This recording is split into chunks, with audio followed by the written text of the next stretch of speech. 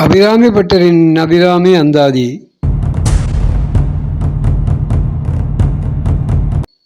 பாடல் 87. மொழிக்கும் நினைவுக்கும் எட்டாதனின் திருமூர்த்தி என்றன் விழிக்கும் வினைக்கும் வெளி நின்றதால் விழியால் தனை அழிக்கும் தலைவர் அழியா விரதத்தை அண்டமெல்லாம் பழிக்கும்படி ஒரு பாகம் கொண்டாலும்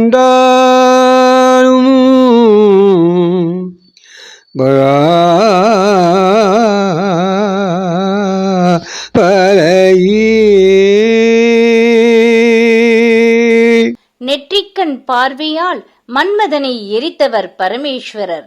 உலகமெல்லாம் வியக்கும் மகா சக்தியாய் அவர் திருமேனி நீ ஒரு பாகமானாய்.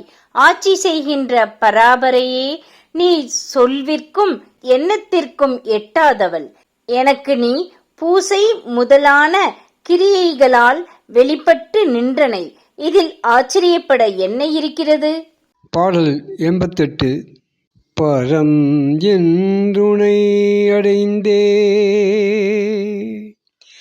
தமியேனும் என் பக்தருக்குள் பரம் அன்றிவன் என்று தள்ளத்தகாது தரியலர்தம் பூரம் அன்றிய பொறுப்புதில்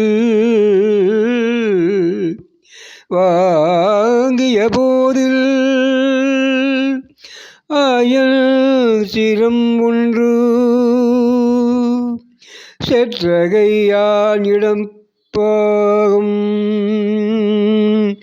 சிறந்தவளே.